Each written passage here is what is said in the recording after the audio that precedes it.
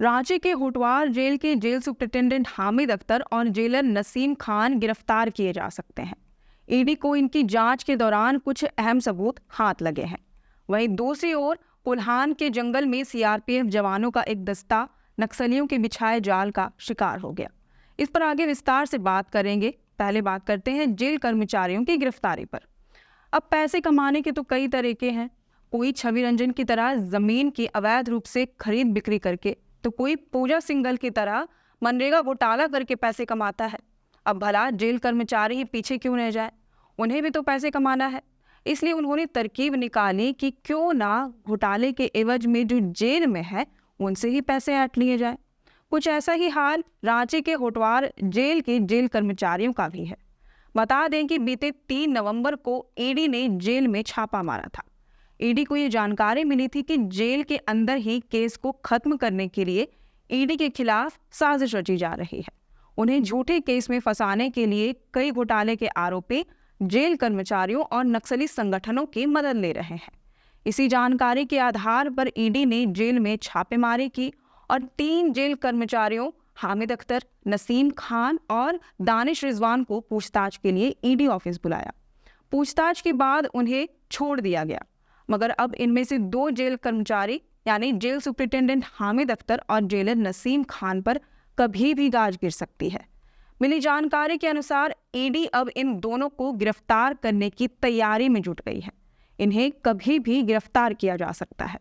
ED को इन दोनों के खिलाफ कुछ अहम सबूत हाथ लगे हैं। पावर ब्रोकर प्रेम प्रकाश के सिंडिकेट में शामिल दोनों जेल कर्मचारी हामिद अख्तर और जेलर नसीम खान ने कई घोटाले के आरोपियों को गलत तरीके से मदद पहुंचाने के एवज में अवैध कमाई की। जांच में दोनों के खिलाफ अपनी इनकम से अधिक संपत्ति के सबूत मिले हैं। दोनों के बैंक खातों में अलग अलग सोर्सेज से पैसे आए हैं, जिसके बारे में ईडी का अनुमान है कि ये रिश्वत के पैसे हैं। इसके बाद इन दोनों के परिवार के सदस्यों की चल अचल संपत्ति का ब्यौरा खंगाला गया, जहां अवैध कमाई के कई सबूत मिले।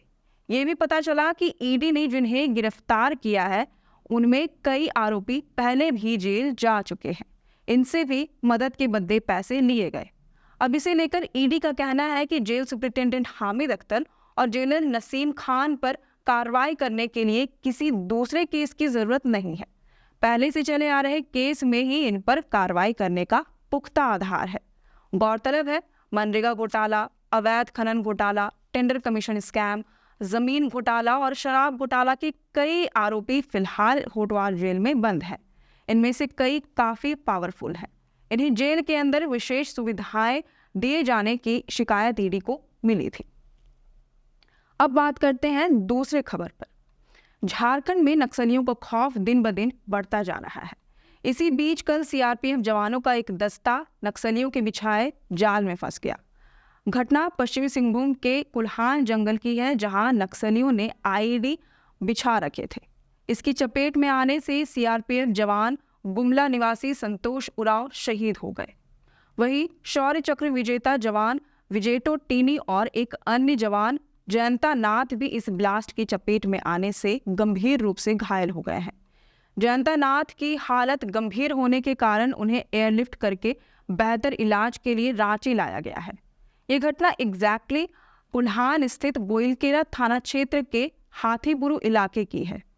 सीआरपीएफ 60 बटालियन के जवान हाथीबुरु लोआबेड़ा जंगल की ओर नक्सलियों के खिलाफ अभियान पर निकले थे। इस दौरान रास्ते में जवानों को जमीन के नीचे फिट किया गया आईईडी मिला। जवान इसे डिफ्यूज करने के लिए बाहर निकाल रहे थे। इसी क्रम में ये ब्लास्ट हो गया। आज के लिए इतना ही। अगर आपको ये वीडियो पसंद आया हो तो इसे ज़रूर से लाइक और शेयर करें। हमारे चैनल लोकतंत्र 19 को फॉलो और सब्सक्राइब करना ना भूलें। फिलहाल लेते हैं अलविदा। जोहार।